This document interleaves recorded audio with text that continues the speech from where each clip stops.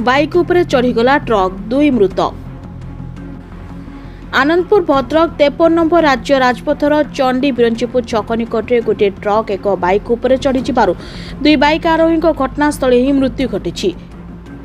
सूचना जना कि आज दिन 11टा बेले 2 जन बाइक आरोही द्रुत गति आनंदपुर पटु भद्रक आड़ को जाउथिबा बेले भारसाम्य हराई सालनियारू पीडीएस चाउल नेबापाई सम्मुखर आसुथिबा एक 12 चकिया ट्रक सामना को आसी जाइतला। फले ट्रकटी बाइक उपरे चढ़ी जाइतला। बाइक आरोही 2 जनकर घटनास्थल ही मृत्यु घटीथिला। एहाकु नै घटनास्थल उत्तेजना प्रकाश पाइथिबा बेले नंदीपदा पुलिस पहुंची परिस्थिति नियंत्रण करने सहित मृतदेह को आनंदपुर डाक्तरखाना को पठाइछि। मृतकों परिचय एजाए मिल पार नाही। केन्दुझर गीतांजलि बेहरा रिपोर्ट, जागृति लाइव मीडिया।